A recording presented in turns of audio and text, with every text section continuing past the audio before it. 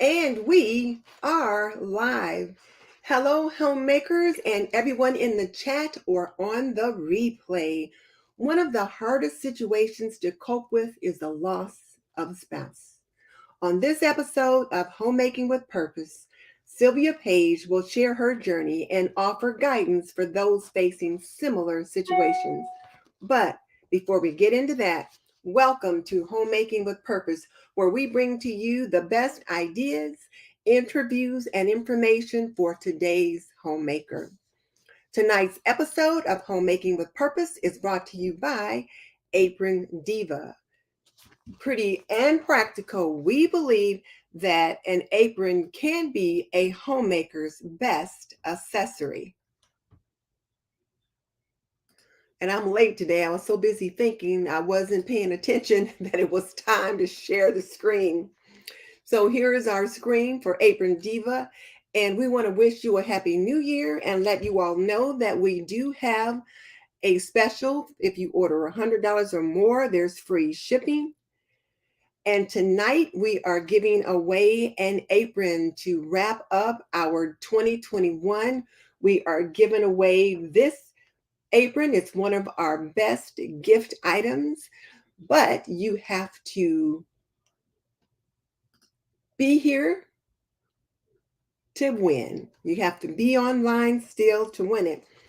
So stay till the end so that you can get in on the giveaway. Okay, everyone, let's give Sylvia a warm welcome. Welcome, Sylvia. Hello, Denise. How are you? I'm good. I'm good. I'm so glad you were able to join us tonight. Thank you so much for having me. It's truly my pleasure to be here this evening with you and to share some things that I have learned along the way. And so we kind of flip flop roles today.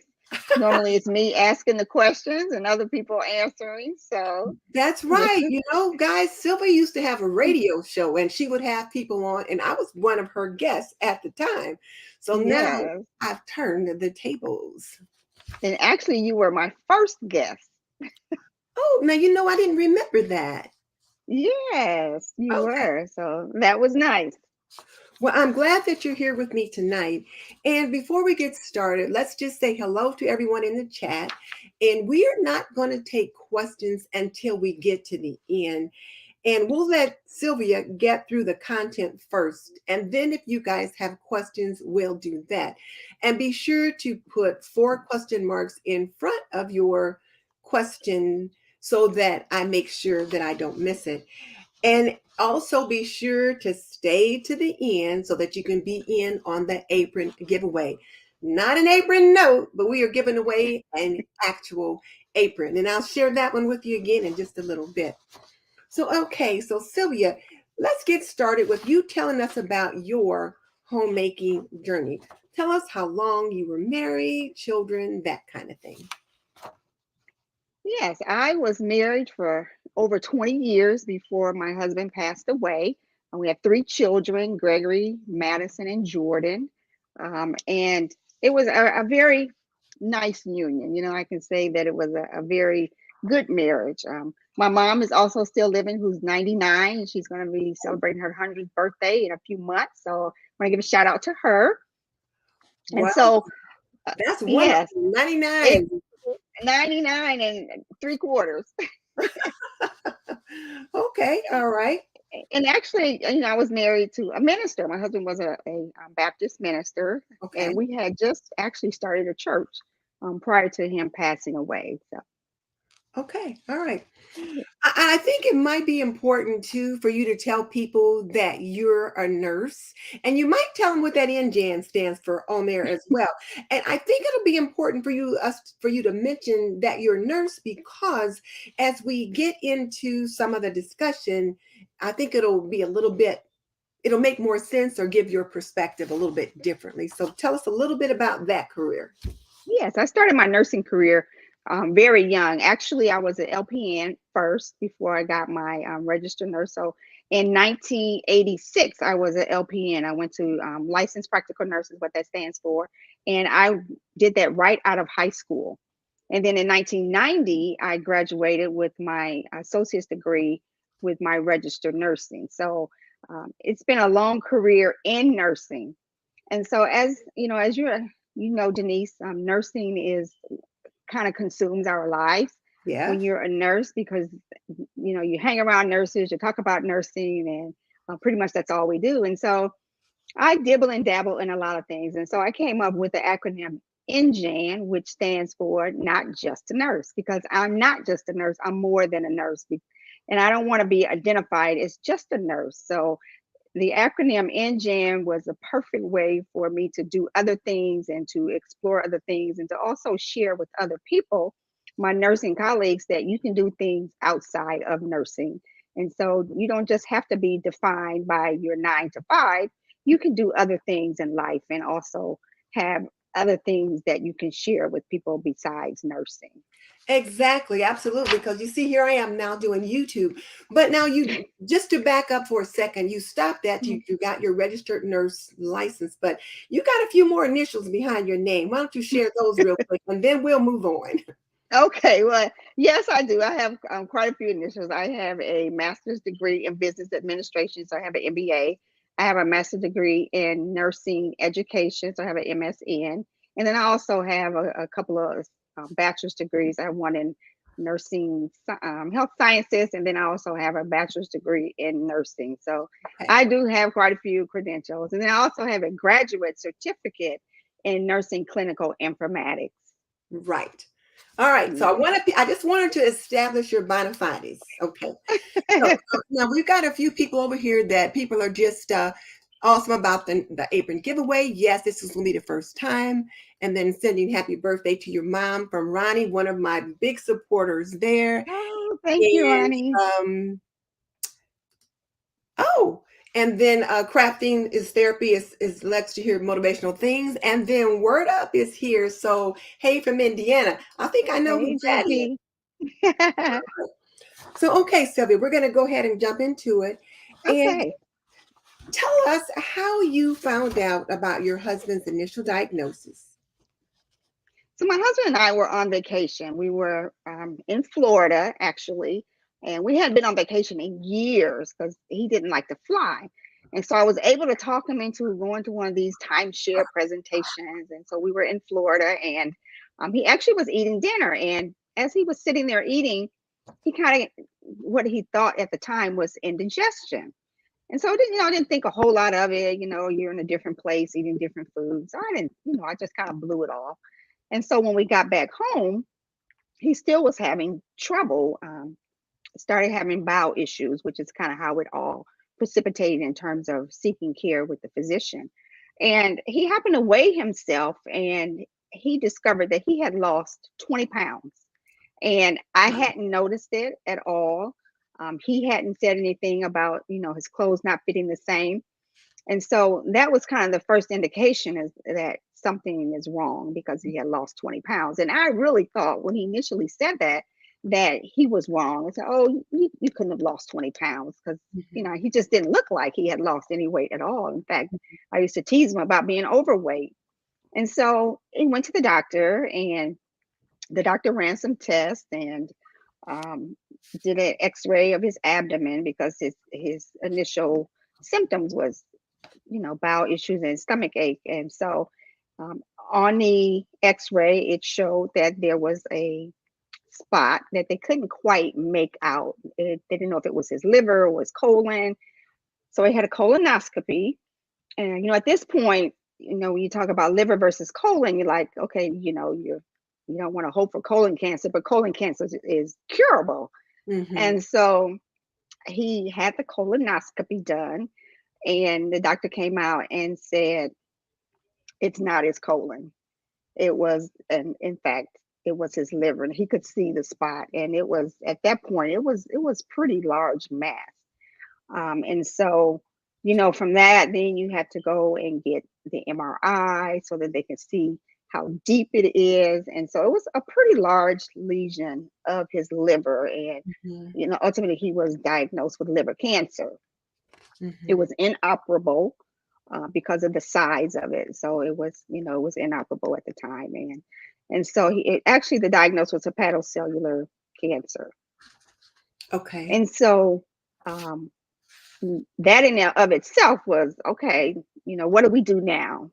So he went to the hospital, and they put you into the oncology or the cancer path, and you see the oncologist, and you see just a plethora of doctors. Oh my gosh. And I'm a nurse, right? And Mm-hmm. I was overwhelmed by all of the appointments and all of the people that you had to see. And it was a lot. It was a lot. And I can't imagine the lay person going through it, because it was a lot for me. And I been in the medical field for years, but having to meet with the oncologist, and then you have to meet with the radiologist and discuss options. And initially he said, you know what, I'm not going to do anything. I'm just Oh, going to let it run its course. I'm not doing any chemo, no radiation, nothing. He didn't want any medications, nothing. He wasn't going to do anything. And so, I didn't argue with him about it, because, it's his life. And he was very strong in his faith, and he was very, um, knew where the end was going to be. If he had to pass on, he knew where he was going. So it didn't bother him in that respect, in terms of not seeking treatment.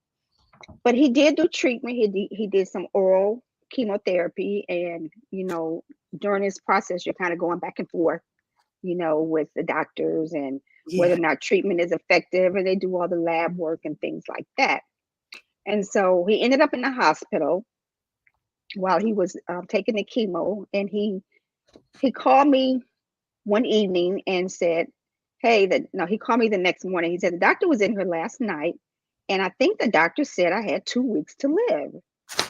2 weeks. And 2 weeks, he had 2 weeks. And I'm like, "What?" He says, "I think that's what he said." He said he was asleep initially when the doctor came in. He said, "I think that's what he said." And so, I rushed up to the hospital to, of course, the doctor wasn't there. Mhm. And I was talking to the nurse, and I was asking the nurse, "Hey, what's going on?" And he's on the oncology unit, and I could get nothing out of the nurse, nothing. She wouldn't tell me anything. I said, "Well, you could just look in his chart, because the doctor wrote notes. Can't you just tell me what he said?" And she wouldn't tell me. She would tell me nothing. That And makes so no sense at all. hmm, I said, that makes no sense at all that she wouldn't tell you anything. it didn't make any sense. And I told her, I said, "You know what? You working on the cancer unit, you're gonna have to get used to telling people what the doctor says, because that's your role in here on this unit." And he's on a cancer unit. So I ended up having to actually go over to the doctor's office, which was connected to the hospital, Mhm. to talk to the doctor. And I actually talked to one of his nurses, and then she told me, that the prognosis was, in fact, 2 weeks. And so it's like, oh my gosh, 2 weeks. Mhm. And so, of course, at that point, then, you know, everything runs through your mind. You don't know what to do, you don't know where to start anything. And so that kind of was the beginning of the journey. Okay. Okay. So I think it's interesting that you said that it was just so overwhelming having to talk with so many people, all the doctors and all the different doctors, and talk about options and all of that. And you're a nurse yourself, been Mhm. in the healthcare field for years, and have probably often had to deliver bad news to patients. So, or Right. because that's part of what we do in our role. So, tell us about what Mhm. that was like being on the opposite side of the bed. Typically, we're on one side of the bed where we're providing care and Right. information, and now we're part of the patient unit. And it's really, it really is eye opening, particularly because I'm in healthcare, and just knowing all the, I have a certain amount of knowledge because I've been in healthcare for a long time, but just all the information that is given to you is handed to you, all the folders and booklets and things that you're supposed to read. And it just is so much information. And the doctor appointments. And I remember at one point I told because he was going for he was seeing a kidney doctor, and then he was seeing the oncologist, and then and somebody else. And so I said, "Well, now what are," when I was at one of the kidney appointments, I said, "Now what are you going to tell me that the oncologist didn't tell me?" I mean, do you have anything different to say? And at that point, it was a nurse practitioner, and she says, no. I said, well, why are we having these appointments? Why are we running in here? And it was very taxing because he was very weak, Mhm. and getting him in the car and out the car, and you know, it just was So a that's lot. a big guy. Yeah, he's over 6 feet tall. And so I'm like, okay, so why are we having this appointment? Why are you running us back and forth to all these appointments and you're not going to do anything? And so at that point, I'm beginning to think, okay, this is just not even necessary. Mhm. And so a lot of friends, as I was telling different people about it. And one of the best resources that I got was to connect with cancer services. Um, Mhm. when I connected with cancer services, they provided me with wheelchair, which I really needed because when I got to the hospital or to the doctor's appointments, there's no wheelchairs. And so I could get them in the car at home. I can get them out the car to get to the appointments. And there's like no wheelchairs. So it's just crazy. And so at least I could, get a wheelchair and, hospital bed and other things like that. So it was a great service that cancer services provided. Okay, I think that's a good tip to when something this significant happens, that immediately to connect with Hmm. cancer services, because they can Right. certainly serve as a liaison or provide you with equipment as simple as a wheelchair. And I understand Yes. exactly what you mean, because I remember taking my mom to the eye doctor, and she Hmm. was so weak, and I would take her and she walked with a walker. Then I got there, got her out of the car, got her to the door. And then I couldn't get her like from the car inside to where we need to go. And I said, "You guys don't have a wheelchair?" And they're like, "No." I said, "I need to speak to your office manager." Right. And I Right. said, "You guys need to have a wheelchair here." And they eventually got one, which was Right. helpful. But yeah, I understand what you're saying though. But yeah, that's something. Okay. Right. And I'm at one of the, major hospitals in town, and they don't have a wheelchair at the door, which I thought was just absurd. Mhm. It's just What was crazy. one of your concerns about getting information from your husband? Because one of the things you said to us was that he had been asleep when the doctor came in. So Hmm. were you always sure that you could trust what he said to you? Or did you feel like you needed to verify it? Because he's in the hospital, they're giving him medication. He's not in his usual place. So, and the drugs they give you can mess with your mind a little bit. Hmm. So, Hmm. what were your thoughts in that regard? Well, I was thinking surely the doctor didn't tell him he had 2 weeks to live. I knew he was sick, but Mhm. to be told you only have 2 weeks to live was, another whole story. And I'm thinking, no, surely the doctor wouldn't just walk in there at 11 o'clock at night and tell a person that they only have 2 weeks to live, Oh, not contact the family or anything, not tell the nurses to contact the family. But he did. That's exactly what he did, and that's exactly what he said was, you have 2 weeks to live. And I believe the doctor was going out of town after that, so I couldn't even talk to him. Like I said, I talked with his office staff, but I think at that point, then he went out of town. So it's very insensitive, I mhm. thought, especially being he's an oncologist, so he delivers bad news all the time. But I felt as though it was, very insensitive to do that to a person, to, first of all, tell them they have 2 weeks to live and they're by themselves. It's Yeah. just very insensitive. Okay. I'm just going to pause for a second and just Mhm. remind people that have just jumped on that we've got Sylvia Page with us today, and she is sharing her experience when she lost her spouse. So that's what we're doing now, in case you're wondering what we're talking about. And we're also going to be giving away an apron, the one that's hanging back there on the door, um, later on in the Yes. show. And you have to be on to be able to receive it. So, okay. Yeah. All right. So it's one of our best ones. So, all right. Yeah. Okay. So now, you ready to go on? Sure. Yep. I'm ready. All right.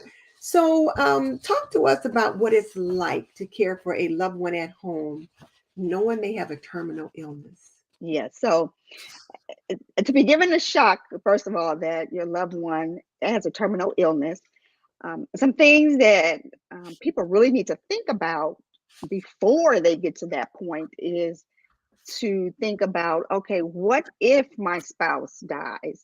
What do I do then? And I think things that you really need to start looking at now if you're married is, okay, if that person brings in an income that you need to help support you, okay, what do you do? What is the life insurance that they may or may not have? How much money are you going to need? Do you have small children that you're going to have to take care of? And, do they have a pension? And so you really need to pull out those documents and know what is in those documents, what those documents say. Mhm. For instance, my husband was working full time. He was at Social Security age, but he was still working, so he wasn't drawing Social Security. So one of the first things that I did was to apply for Social Security disability because I knew that he wasn't going to be going back to work. Mhm. It was approved right away, but you don't start getting anything for 6 months. And Mhm. if your loved one dies before that 6 month period is up, you don't get anything. And so I'm thinking, okay, he only has 2 weeks to live, so I'm probably not going to get anything. But one thing that I didn't know is I was speaking to one of my sorority sisters and telling her about it, and she did a little research and she says, you know what? He's of Social Security age. He can get Social Security. It never dawned on me that he could get Social Security because he was, Social Security age. So, I was able to get that. And it's a good thing because at his job, he wasn't going back to work. And, after you use up your couple of weeks vacation and sick time, then it flips over to short-term disability. Okay. And so in most places where you work, short-term disability is about 75 to 80% of your salary. Okay. Well, at his particular job, it was only $200 a week. It was capped at $200 a week. And so when I talked to the lady at the disability office, she says, well, she had never seen that before. That was the only place that she had ever known a company to do that. And he was working for the county. And so, but their particular office had a cap on short-term disability. Mhm. So my husband also carried the health insurance. So out of that short-term disability also came the health insurance. So it Wait. didn't leave a No, whole lot after that. so I want to back up just for a second. So you're Uh-huh. going to get $200 a week Mm-hmm. disability, but Yes. out of that $200 a week, you had to pay for the disability insurance and the health insurance. The health insurance. The health Yes. insurance. Because he carried the health insurance for the family. Hmm.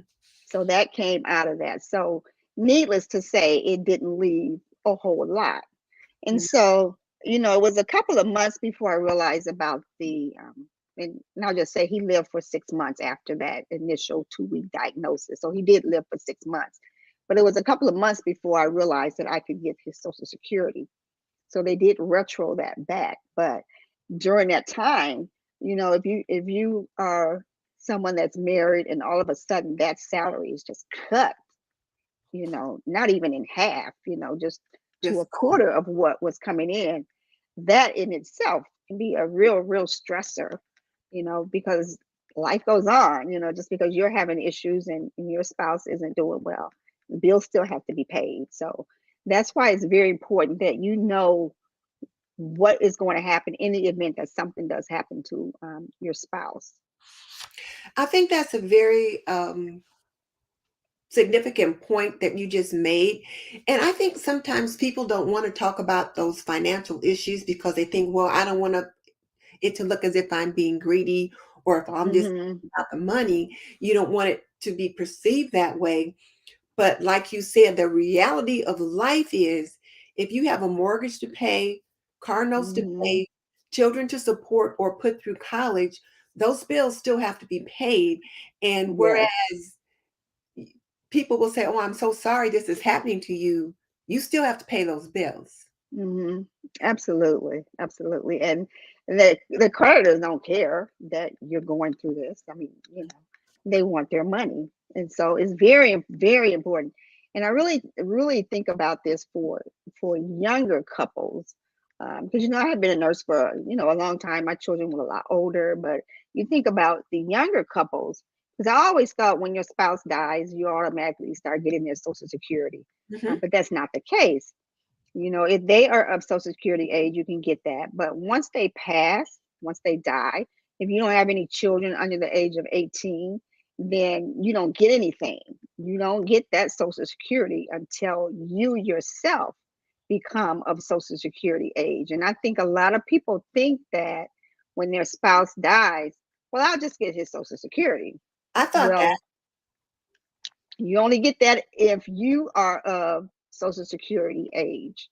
So, for instance, my husband was 11 years my senior, and so I can't get any Social Security until I can do reduced at 60 off of him, but I can't get anything until I'm at least 60 years old. And if you marry before 60 in one day, then you don't get anything. So it really you really have to read that fine print when it comes to those Social Security benefits. Okay. Wow. Mhm. Wow. Right. So, for our younger couples, you really need to make sure that you have ample life insurance. Mhm. And I would also suggest having life insurance outside of where you work, because, Oh, where we work, you can usually get a nice amount of life insurance, but, it gets really tricky. If they're no longer working, what happens to that life insurance? Do they still have that? Does it carry on? So you really need to make sure that you have some life insurance outside of your job or their jobs, to make sure that you have something coming in when they pass away. mhm. Okay.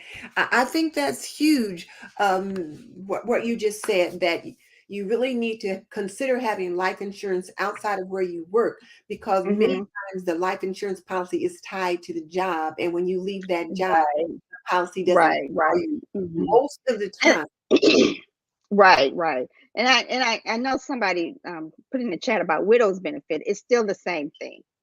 It determines it's how old you are, or if you have young children. And they used to pay for, if you had children in college full time. It's not that way anymore. Once they turn 18, that's it. You don't get anything. So it's really something to think about, because sometimes, when you're young and you may not work outside the home. You may be, a mother that stays home with the children. And let's just say your children are, 15, 16 years old. Okay, well, you'll get that until they're 18. And then what? You're going to have to get a job, you know, Yeah. to Uh, support yourself. Sylvia Praise Daily said you get a widow's pension if you've been married 10 years or longer. Can you Yes. respond to that? Yes, you do if you're married 10 years or longer, but it's still tied to your age. You still have to be 60 years old in order to get that widow's benefit. And there's not much difference between the widow's benefit and the Social Security. It's still 60 years old that you can first get that. And even at that, it's at a reduced rate. And like I said, if you get married before age 60, then you don't get it at all. So you have to really read it, because I know a lot of people, like I thought that, okay, well, you know, you'll get that, but you won't. You don't just get that because they died. You have to be of Social Security age. Okay. So I think what I'm Mhm. hearing then is, not only do I need to know what benefits I may or may not get, I need to plan ahead. And it's something that I don't want to think about. I've been married almost 50 years. So it's not Mhm. something that I want to think about, but I do have to realize that either I'm going to leave him or he's going to leave me at some point. Um, so Uh-oh. yeah, you're there. You were frozen for Oh, a second, okay. but you're Okay. there. You're You okay. froze. Okay. But so it's like we do have Okay. to think about that. So and we have talked to an attorney, and we've made out our wills and all that kind of thing. And I'm trying to think, like, where is it right now? I'm not sure. But these are probably some things, though, that we should probably plan ahead for, have a conversation about. Absolutely. You really need to sit down and have your will prepared. And then also, look at those pension benefits. So if your spouse is fortunate enough to have a pension, and I'm not talking about Social Security, I'm talking about a pension from an employer where you worked a number of years and then you get a certain amount of money from that company for the rest of your life. So normally you can set it up where you can take the whole amount, or you can have it where if you die, then your surviving spouse will still receive a pension. So things like that you need to know. Um, my husband had a job that he had worked for a number of years. He knew he had a pension, but he had never checked on how much that pension was. And so once he became ill, one of the things that was really in the back of his mind was, how are we going to survive without his salary? And so I began to look through those papers, and I mean, it was quite a chore to get the information out of that company on how much the pension was actually worth. Mhm. So, long story short, how much the pension was about $5 a month was the pension, Oh, and I'm like, $5 a month? And she's, yes, it's $5 a month. And I said, that's not even worth you sending a check out for $5 a month.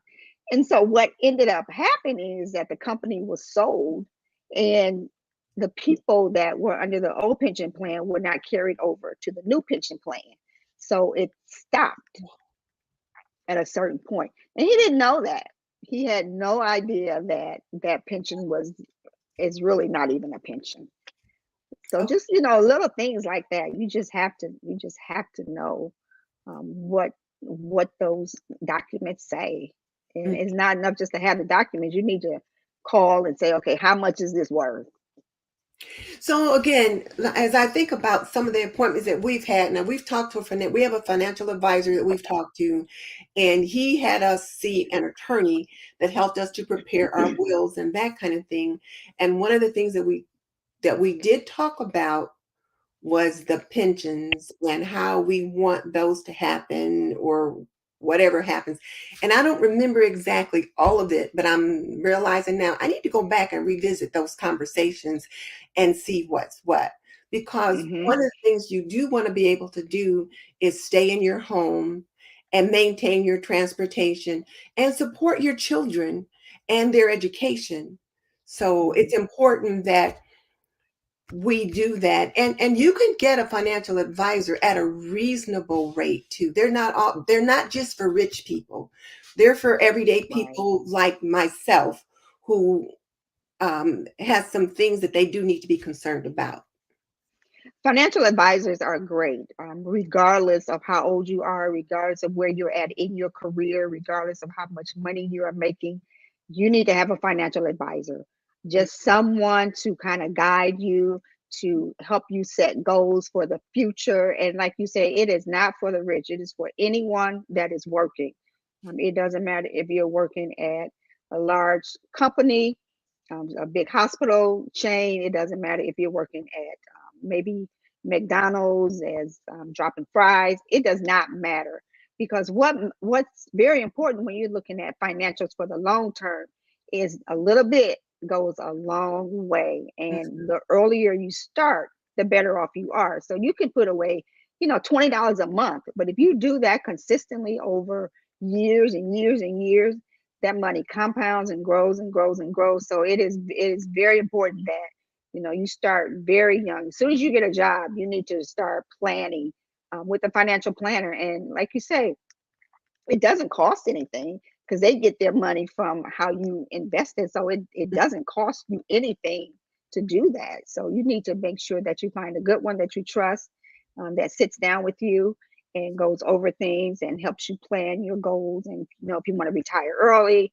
and things change, your life changes, and so you need to make sure that you are in contact with a very good financial advisor to help you with some of those things.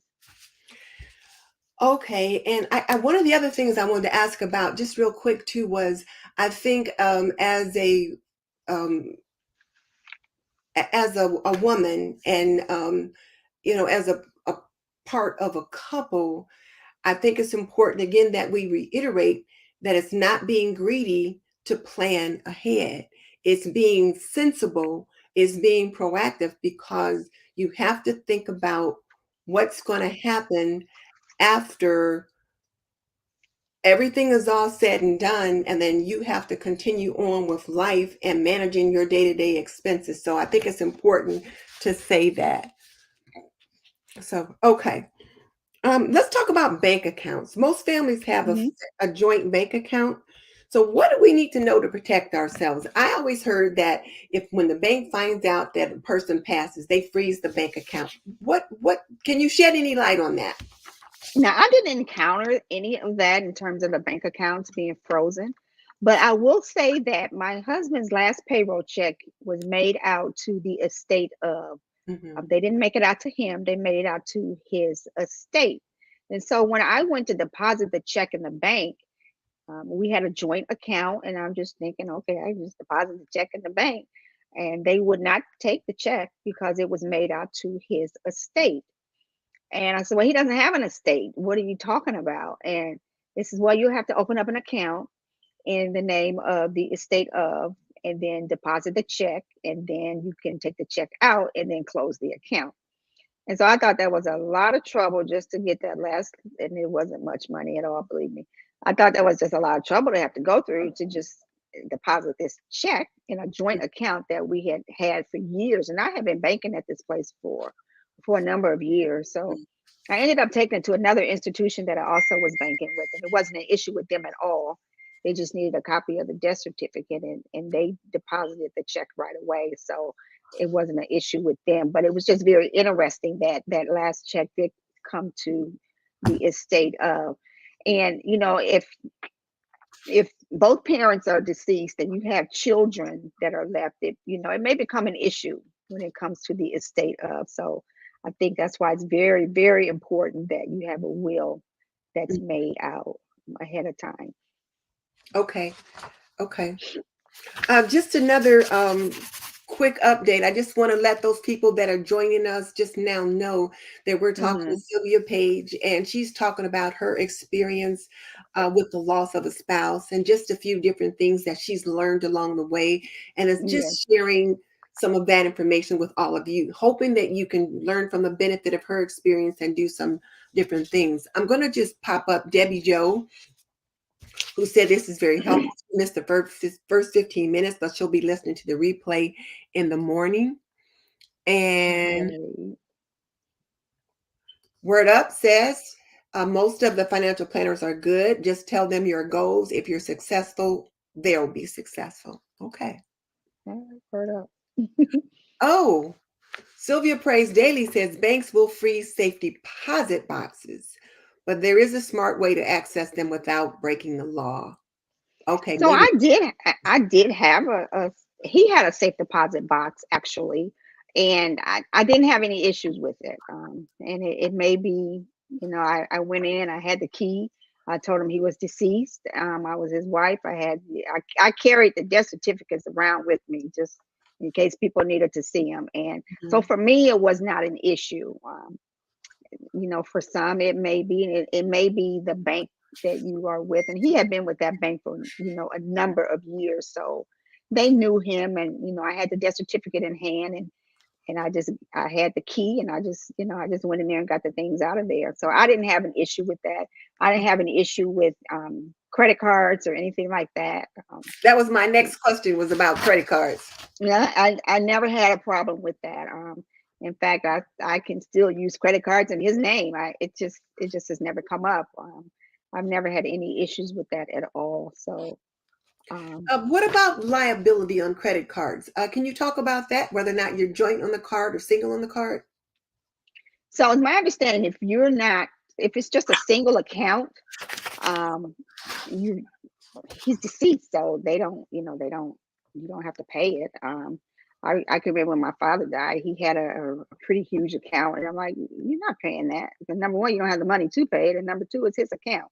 Hmm. So I would suppose that they could, if they want to pursue it, put a lien on the house, or things of that nature, or file something against the estate. But he doesn't have an estate, so, Hmm. and I'm sure there's some legal ramifications to it. But I didn't have any issues with any of those things. And I Okay. think it's important that, you have a good relationship. And it's hard to do that now with the banks because they're so big, but we've always banked at your local neighborhood bank. So sometimes For the if they credit know union. you, or the credit unions are not as sticky with some of those issues as some of your larger banks are.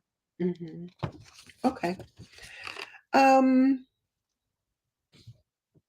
I wanted to ask about benefits, but I think we've already talked about that, about just knowing what benefits you're going to receive and that kind of Hmm. thing, regarding pensions and all of that. So we've already got that. What about when should we start the process? Today, Okay. today. If you haven't done it, you need to start it today. You need to have those conversations right now. One thing that my husband did when we first got married, my husband bought burial plots for Hmm. him and for I, um, and they were having a special. They were running these burial plots, and I don't Okay. know. I didn't think a whole lot about it. Okay, you bought some burial plots, but it came in handy because 20 years ago, those burial plots were $200 that he got those plots for. Hmm. Those plots today are probably, I don't know, at least a few grand for those. And he had got all of that already taken care of, already had mines taken care of and paid for. All I had to pay for was the opening and closing. So he did that right away as soon as we got married, which sounds kind of odd that somebody Hmm. would go out and buy burial plots, but they were having a special. They had just opened up and they were running this 2 for 1. So he actually got both of our burial spots for $200, which, that's a steal in today's terms. Yeah. Yeah. So it sounds Mhm. humorous now as we talk about a 2 for 1 and all that, but actually that's foresight because the inevitable will happen. We just don't know when. Right, right. And the way people are dying today with COVID and everything, you just have to have those conversations because you just don't know. And like you say, it's not if it's going to happen, it's just when, and you don't know who's going to go first. So, Mhm. whoever is left behind, you want to make sure that they can still carry on like they did before you passed on. Yeah, yeah, that's true. Okay. What are some of the misconceptions about Social Security? Can you think of any? I think, as I mentioned previously, just thinking that you're going to automatically get that money just because your spouse died, and you really do have to wait until you're of Social Security age. I mean, I've looked and looked and talked to Social Security, and I mean that's just the way it is. I can't get a dime until I am 60 years old, and so that's just something to think about. Hmm. And one of the strategies that you can use if your spouse dies before you, you can start drawing at 60, and you can draw off of that person. There is a certain amount of money that you can make, but you can't go over that limit. Otherwise, they take money back. But Hmm. then you can draw off of that until, for instance, so I can draw off my husband at the age of 60. And then when I turn 65 or 67, my full retirement age, then I can flip over to mine because mine will be a lot higher than what his is. Hmm. Okay. Yeah. So um, what was your biggest adjustment to the loss of your husband? I think one of the biggest adjustments for me was just his presence because he was always home. He went to work, he came home. He went to church, he came home. So he's always home, Hmm. and he was always in the same spot watching TV. So whenever I left the house and came back, he's always in that same spot. And I Hmm. think just the presence Hmm. of him being here all the time, because he was here all the time. It's like it's kind of weird coming in the house, and because the first thing I would do was just go in there and say hi to him, and he'd be watching TV, remote control in hand, and Like so most men. yeah, exactly. And so I think just the presence and also talking to him because we talk all day, every day on the phone all day, and so just the presence of having him around, and he didn't talk a whole lot, but he was just always there. He's just always present. Okay. Let's talk about meal prep, cooking dinner. Let's talk about that. Are you making meals for yourself? Oh, I'm sorry, Denise, I didn't hear you. I don't know if it's my internet or yours. Oh, I said, let's talk about meal prep. Are you making meals for yourself? Because I know sometimes what people don't want to cook for one. And so when I'm talking with a client or a friend or someone, I always like to remind them that you are important enough to cook for. Yes. Now I mentioned to you that I hardly ever cook a decent meal on a consistent basis, which Mhm. is so weird because it's almost as though I was cooking for him and the family. And so now that he's not around, I don't cook those three square meals anymore like I used to, because when he was living, I cooked him breakfast before he went to work. And then sometimes he would come home for lunch and I would fix him lunch and then we have dinner. And so You I also don't, used to make him cookies at 2 o'clock in the morning. And we told you to stop well, that because you were making us all look bad. I know I had a lot of threats that I was going to get kicked out the girl club because I was cooking too much. Because I cooked all the time, and I did make those chocolate chip cookies. Like that's how I snagged them with those chocolate chip cookies at 2 in the morning. Well, I do So want to yes, remind you, though, you do need to cook for yourself. You're important enough to do that now. You don't have to cook every day, but you can cook a couple meals and you can put some in the freezer and, that kind of thing. We want you to stay healthy too. You got some people at home that might enjoy a home cooked meal. oh, they do, they do. Okay. Okay. All right. Well, let me just see. Is there anything else you want to add? Is there anything else you want to add? Okay. Can you hear me? Hello. Oh, so my internet's going crazy, I guess. Okay, yes, I can hear you now. Is there anything else you want to add? And then we'll look at some of the questions in the chat.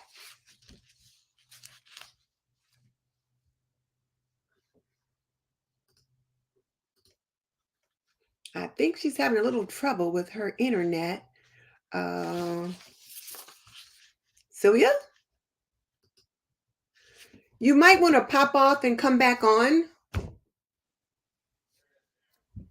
Can you hear me, Denise? I didn't before. I can hear you now. So Okay, is there anything else you want to add?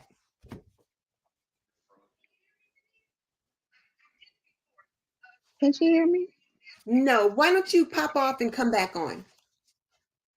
Okay, okay, I'll switch. All Yeah, right, I'll pop off switch to and the come back on. hotspot.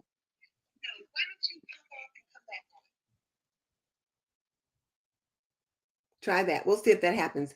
And while she's popping off, and hopefully she can pop off and come back on, um, I can go ahead and let you guys know who the winner of the apron is.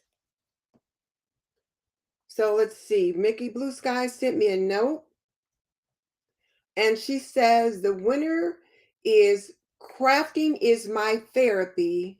Lacey Loves Crafting DIY is tonight's winner. So, Lacey, are you still on? So,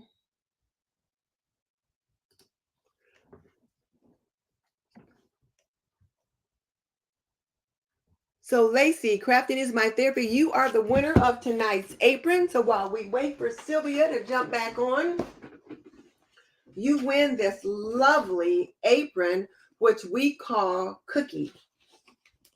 And it's got the recipe of a no-bake chocolate cookie recipe on the front. And it is a very artistic apron, very artistic. It's one of our best gifts. It is such great quality.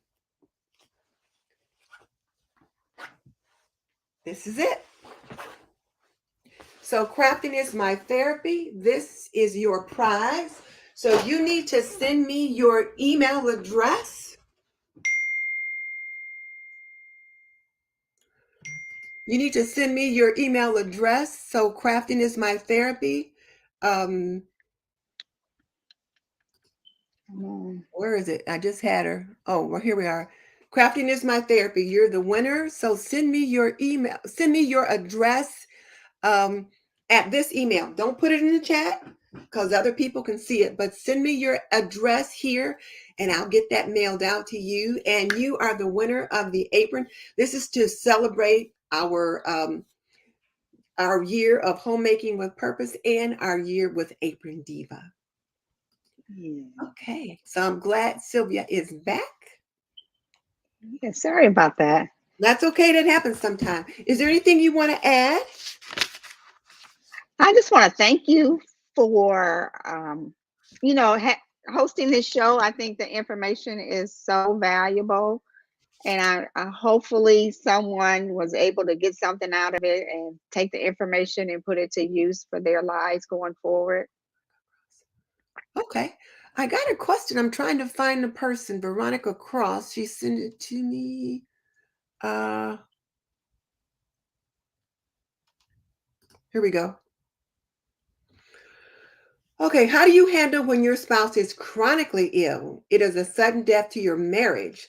Now my marriage is on a different level. The change is challenging and difficult sometimes. Yes, Veronica, very good question. That is certainly true. Um, Taking care of a spouse at home that is critically ill, chronically ill, is it was quite a journey. Like I said, my husband was sick for several months, and during that time, he didn't eat much at all. Um, he just laid in the bed basically for months. And I really don't know how he even survived that long because he didn't eat anything and he drank very little, but he did last, for about five and a half months. And so during that time, we did talk a lot about, what was going to happen, about him transitioning over. And I did actually have him in hospice. I didn't mention that, but I did have him in hospice. So we did have those services also. And so we talked a lot about it. And, I think one thing for him, he was just really worried about how we were going to make it afterwards. And so at one point I told him, I said, we're going to be okay. We're going to be fine. And he looked at me and he said, "You are?" I said, "Yes, we'll be fine. We'll be fine." And I think that kind of eased his mind that we were going to be fine. I didn't know if we are going to be fine or not, but I didn't want him to worry about um, us and how we Mhm. were going to make it once he, transitioned over. And we talked about it, and he was ready to go. He was tired, and and he even said at one point that it was kind of funny because he was in hospice and he thought that hospice was going to speed the process up. Um, Oh. and and so he even said, he says, I think hospice just sold you a bag of goods. And I said, well, why do you say that? He says, well, it's, because I'm still here. I says, well, hospice doesn't make you die any faster. It's just supposed to make you comfortable. And so Mm. he really thought that being in hospice was going to, somehow speed up that process. And so I said to him, I said, so are you ready to leave me? He says, well, I'm not really ready to leave you, but I'm ready to go home and be with Jesus. And so, we kind of chuckled about it. Mhm. So it is what it is, but we just had that kind of relationship. So he was just very honest about it, and I understood that he was tired. I know that he was tired. As for me, I was tired too, but it was a different kind of Different tired kind of than what time. he was going through. And I think too, when you move from like transition into that caretaker role from as a part of your spouse, that it does make a difference. I'm getting questions now. So this one is from Mrs. Mhm. B, and I couldn't find it to pop it up here. So Okay. She says, I'm disabled. I have a brain injury and won't ever be normal to work. I don't know what I'd do if something happened to my husband. So, do you have any suggestions for what she should consider doing? Mm. Well, and you know that those types of situations happen a lot because a lot of times the caregiver goes before the person that's being cared for. Hmm. And so, and not, I don't know her situation in terms of finances, and I'm certainly not an expert on Medicare. But, if both of you are receiving, you're getting a disability check, maybe your husband's getting a social security check, I can tell you that social security check that he's getting is probably going to be cut off. And so it'll just be your check because you can't double dip. It's either one or the other, whichever one is higher. That's just the way that it's set up. So, in terms of what's going to happen to you, you probably need to have some provisions in place. Who are you going to stay with?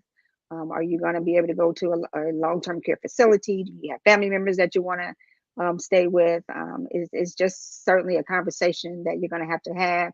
Will you have a place to live? Is your house paid for? All of those things that sometimes we don't think about. Life insurance. Yeah. And I would This say get life insurance as particular early as you can in life because the older you get, the more it costs and the harder it is to get. So get it as early as you can, as young as you can, so that you don't have to go through all these physicals before we start getting the diabetes and high blood pressure and things like that that raises our cost of life insurance. this particular person too, if it's the Mrs. B that I'm thinking of, she's disabled because she has a brain injury and she still has minor children. And I believe Hmm. her mother lives with them as well. So the Okay. husband is probably taking care of the family, and then she's disabled. I don't know if she gets disability or not, but I'm thinking Oh, you're she right. will get money for the children, and because they are underage, and so and with her being, I don't know about her being disabled, but I know with disabled children, there's a certain provision there. Mhm. So she definitely would get money for the children. In terms of, you can't get a social security check for your deceased spouse and also get a social security check or disability check for yourself. It's one or the other. Okay. And that's just the way that social security is set up. You get the higher of the two. And then she would also get something for the children as long as they are under the age of 18. Once they leave and go to college, you don't get anything for that anymore. You used to, but you don't anymore. Even though they're a full-time student, you Oh, don't get that anymore. It cuts off when they get 18. I thought it wouldn't until they were like 26. No, no, not anymore. The Okay. health insurance does, but not social security. Oh, okay. Okay. Let me look over here real quick to see if there's any other questions that I'm missing. And if not, we can go to the lightning round. Let's see. Okay. Um, Sometimes the questions pop in so quick. I miss them. So God bless you, Mom Sylvia. Oh, thank That's good. you. Thank you. Happy birthday to your mom. Uh, Condolences to you and your on the passing of your husband to you and your family. Uh, it is really unfortunate too to think about some of the things that happen when you're in healthcare because when you're a part of the system, you don't want to believe that there are people in the business that are actually like that. Yeah, it's really disheartening, the way that you have to maneuver the healthcare system. It's just a lot of, it just doesn't have to be that way. It can be a little more straightforward, I think, in terms of disseminating information, making sure that people get the information that they need, making sure that they go over the information. Mhm. Like I mentioned cancer services, and I can't remember who even told me about cancer services. I mean, I'm sure it was one of my sorors that told me about cancer services because I didn't know anything about the services that they provided. But I'm sure it was in one of those folders that they handed me Mhm. at one of those doctor's appointments. I'm sure it was buried down in, somewhere in Yeah, one of those yeah. folders Okay. that no one goes over with you. They just hand it to you. Here. here's the information. So, Hmm. and a lot of times I think we as nurses, once we hand someone a piece of paper, we figure we've done our job. But really, our job is to go over that information with them and to make sure that they understand it, to Yes. make sure that they know what's in it. And just by handing someone something, it's like when you sign up for a credit card and you don't read the fine print. Uh, Hmm. well, it says right here, if you're late, it's a $39 charge, but you didn't read the fine print. So it's kind of like that. And in healthcare, just shouldn't be that way because, health No. is too important. We really need to take the time. And I know everyone's busy, but you just really need to take the time to go over those things. And with the oncology cancer services, there's certainly enough people running around those offices to go over that information with you because it's just unbelievable. It's just Okay. unbelievable.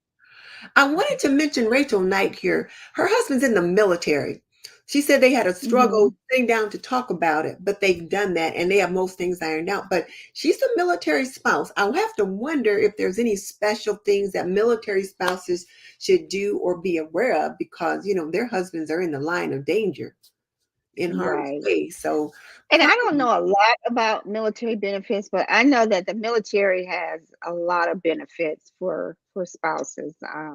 And she really needs to check with her local VA because the military has a lot of benefits. They if her spouse becomes disabled, she actually can, get money from the government to take care of her spouse. So they have just a lot of benefits, and I really encourage her to make sure that she knows everything that she's entitled to as being a military wife and being a military husband, because there are just tons of benefits that the VA offers that a lot of times people don't take advantage of. If you're service connected, you can get a check for that. And so there's just a lot that the military offers that you may not be aware of. So you really need to reach out and find out what actually you are entitled to as being a military spouse. mhm. Here's a question from Lacey, who is the winner of the apron. What advice would you be able to share for those that don't have support or a career if they lost their spouse? Yeah, that's unfortunately, if you're not able to get those Social Security benefits because you're not old enough, um, you're just gonna have to get a job. You're just gonna have to figure it out, and you know, you're just gonna have to have some kind of skills, and skills are transferable. Maybe you haven't worked in a number of years, but take your skills inside the house that you're doing, and they're a lot more marketable now. Maybe you've been fixing meals, and you can, do something around meal planning. You can do something around organizing. There's a lot of different things that you can do that you know would transfer over to something that you can make money off of. Maybe you have a hobby, maybe you're a crafter. There's a lot of different things that you can do now that you can use to make money off of. Okay, so I just got another question. Barry, they're Mhm. popping in. I'm like, I can't keep up. Sylvia Praise Daily says, did you notice any family or friends trying to take advantage of you or finances? Oh, now that's a hot topic. Wow, that um, is. uh, Not so much finances, but things. People want your stuff. Um, so yeah, not to get into too many details, but yes. But Okay. my philosophy is if it's in my house, it's mine. So Hmm. if Okay. he didn't give it to you prior to that, it's mine. So Interesting. Okay, let's see. uh-huh. Let's see what else did she send.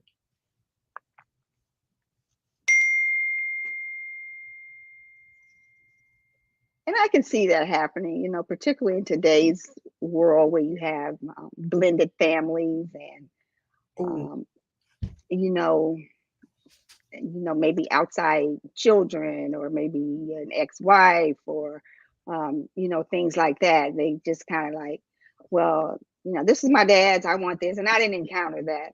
But I can just see those things happening. Well, my brother bought this for your husband and I want it back, all mhm. stuff like that. And I can see it happening, especially, in the blended families, because death and weddings bring out the worst in people. And so you just Yeah. have to, and you're really vulnerable at that point because there's so many emotions that you're dealing with, and then having people come at you with wanting stuff. Mhm. It's just think that is just nonsense. Okay, I got a question from Word Up who says, "Do you think the lack of information you guys received is race based?" Well, we do know that there are some inequities in healthcare based on your race. Um, I don't know if it was necessarily a race issue or if it was just the nurse just not being comfortable in her job. She was a very young nurse in Hmm. terms of not wanting to relay the information to me. So to say that we were treated differently because of our race, I don't think that that was the case. I really think that she just was really uncomfortable in relaying such bad news to me. Nevertheless, it's her job to do that, and she, maybe just hadn't been in that role long enough to be able to do that because she was a fairly young nurse. I do think that um, maybe the process leading up to the diagnosis may have had some issues with race in terms of just not doing the proper follow-up because he had some issues prior to that that Hmm. probably should have been followed up on that I wasn't aware of, that his physician probably should have taken stronger action in making sure that some things didn't occur. And it just kind of goes to back to, you don't know what you don't know Yeah, a lot of times, and so we fall into that, and it's hard to really pinpoint those things because you just don't know what you don't know. And even in healthcare, sometimes you just don't know what you don't know. yeah. So Shay's Homestead Life says cancer services. Her husband has AML, and she's saying we need help. Can do you think cancer services can help her? Mm. Now that I don't know because I'm not familiar with the services that, but I'm sure there's something out there. I'm sure there's a local, and I don't know if she's local here in Fort Wayne, but there should be some. You can Google it, AML services, resources to see what's, and your physician really should be able to provide that information to you because Yeah. they have all those resources. If nothing else, you should be able to Google AML support group to see if there's something Hmm. available from that perspective. Oh, Right, right. there's that one. Tracy Quartermain. I am single because I've never wanted to go casket shopping if my spouse died. But Mm. hearing Sylvia's story makes me want to cry how strong you are. Oh, thank you. Now, Okay. not wanting to go casket shopping is not a reason not to get married. So Rachel Knight says she's the one that I said was a military family. She's a military Hmm. wife. She says Hmm. there's lots of benefits while he's still in active duty, and some depending upon how long he was in before he decided to get out. If he gets out before the retirement mark. Okay. So if your spouse is ill now, before, I'm thinking that's what she's saying. He has some type of a chronic condition now being active. No, no, no. He's not ill. Not that one. Oh, okay. No, Okay. that was a different one. She was just letting you know that there's lots of benefits if while he's in active duty. But as far as we know, he doesn't have any serious health Oh, issues. okay. Yeah, The yeah. Yeah. The other chronic military illnesses. has a lot of Yeah. benefits. They got benefits out the wazoo.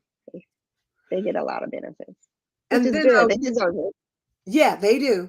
Ronnie Weaver Yeah. has said something about, I agree with you, Sylvia, especially with blended families. I think a will should be in place. Yeah, I agree with that. A will should be in place. And the other problem that I see, well, I'll just say this. There was a girl that used to work, a woman that used to work with me at one of the colleges that I taught at. And she talked about that her father remarried after their Mhm. mother died. And granted, him and whoever this other person he married were married 10 or 15 years, don't know how long. But she was very upset because she said when her father died, the current wife got Mhm. all the family stuff. And then Mhm. that wife's family was going to get all the things that her mother and father had built. So she Mhm. was very Mhm. resentful about that. Mhm. Mhm. And she couldn't approach her father about it because he's gone. But Right. you know, when people divorce and remarry, that stuff becomes theirs, and it's just stuff. It really is just. You're muted. Sylvia, you just muted. Let me unmute you. You're muted.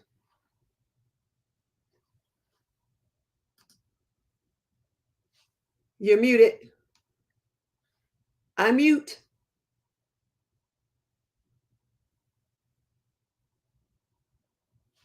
Okay.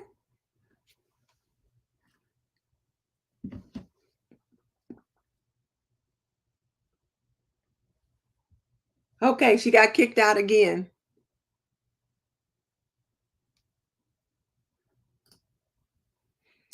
Julia says she's 70, her husband is 74 and she's 62. They've already told their children what's going to be going to who, so it won't be a question after the fact of death. Yeah, that's good to do. Blue Skies says because leukemia is another form of cancer, the cancer organization in your area should definitely be able to help. So yeah, okay, that's something. Oh, look, a super sticker. Thank you, Snow White. I so appreciate that. Word Up gave us a super sticker as well. Thank you. I appreciate that.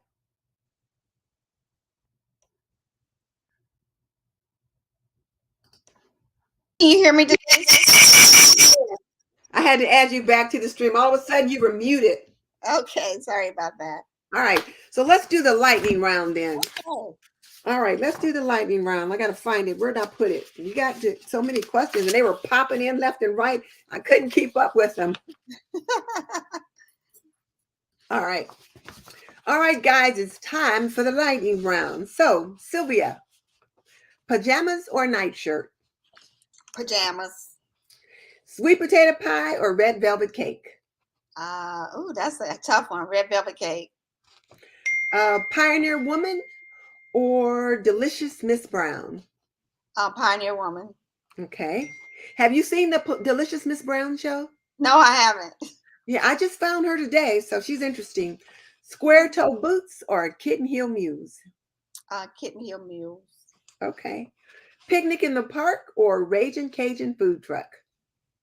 Picnic in the park. Fixer upper or flip or flop?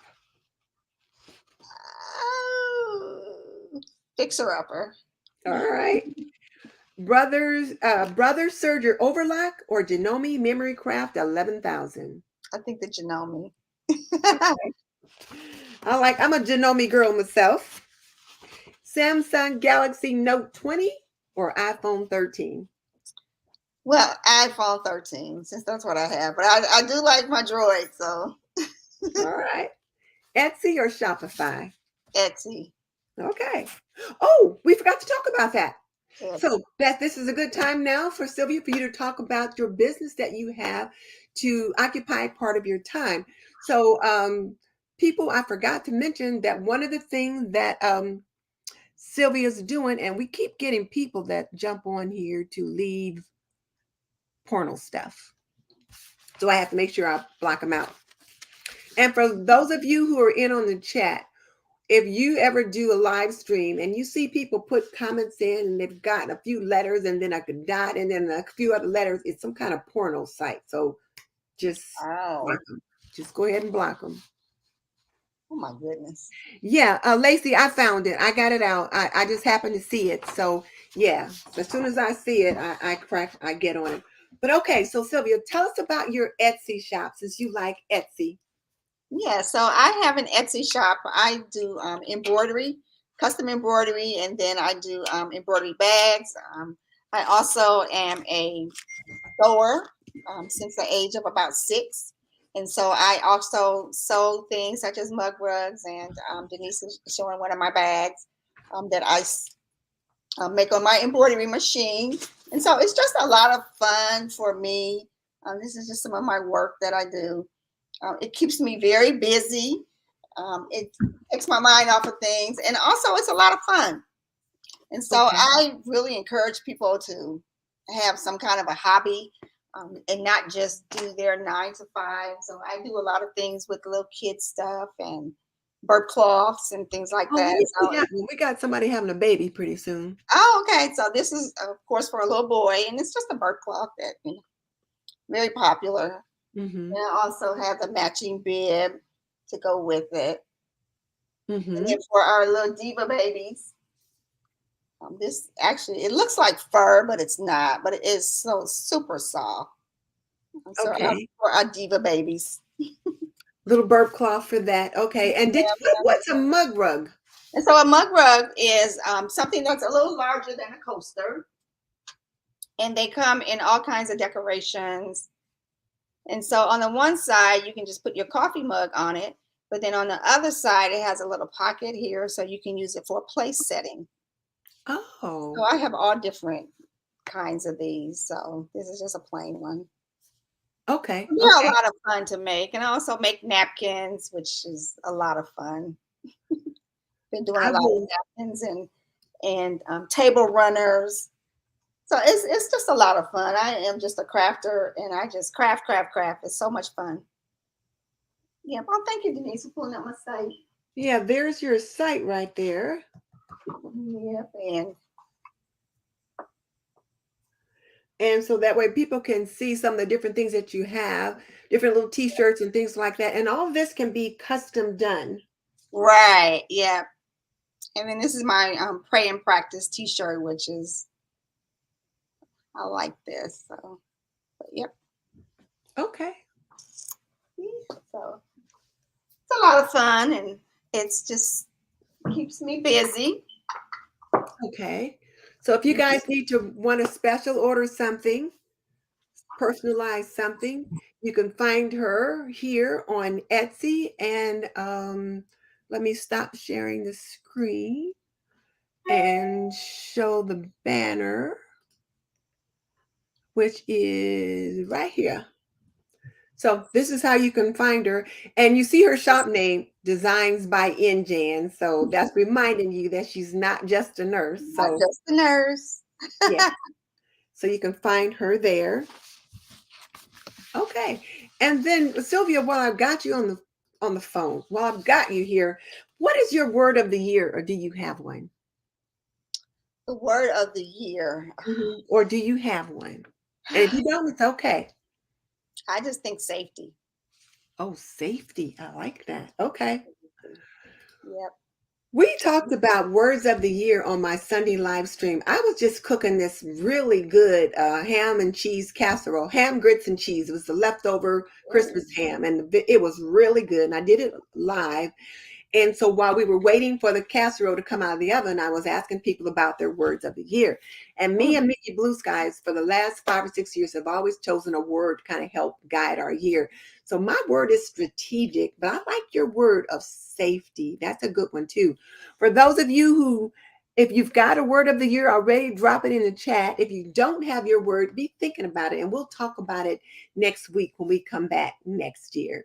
But I just wanted you guys to be thinking about that. And I think there was one more, and then we'll let you go. And it was by Nanny J. And she said something about a letter of instruction on how your remains funerals to be handled. If it's written down, there shouldn't be any issues. Shouldn't be. Shouldn't be is the key word there. All right. Yeah. So, I think the best thing to do is to have a will. That's and people don't do that, but you need to have a will. Just mhm. point blank, you just need to do that. You need to have a will. So Yeah, you do need to get have a will. together and sit down and decide who wants what. I mean, who you want to have what, because even if you leave one person in charge and you think that's a very credible, reliable person, I'm telling you, when someone dies, it's just like all out the window. So Folks just lose their mind. Stuff come out that you never knew was in there. exactly. It was like, where did this come from? Right, right. I Okay. heard a story today where a husband and wife had been married for years, and when he died, she wasn't on the house. The daughter was, and the daughter kicked her out the house. Her What? name wasn't on the house. And she Well, didn't know that, and it was a blended family, and mhm. they never got along very well, and so she kicked her out the house. The poor lady has to live in an apartment, and so you need to know what's on those documents. Like I say, you need to know where they're at, and you need to know what's in them. Okay. Yeah. I get you. Oh, all right. Well, you know what, too? Sometimes when people get married, especially if they get married later, Hmm. and they might have had other arrangements made, and then they get married and they forget to switch things over. So Right. sometimes that's the problem, too. So, Yeah. Yeah. all right. Respect is Selena's word. Okay. Oh, there was it. There was Nanny Joe's thing. Okay. That's got to Yes, be it. We need to yes. Yep, that's right, Nancy. have a will, but separate instructions are needed as to how to proceed before the will is made. I got that too. Mm-hmm. All right. Well, listen, That's we're going to right. wrap this up. Sylvia, thank you so much. I am glad that we were able to do this. I was kind of worried that it might be too sensitive for you, but Well, it's been 4 years now, so I can talk about it without crying now. okay.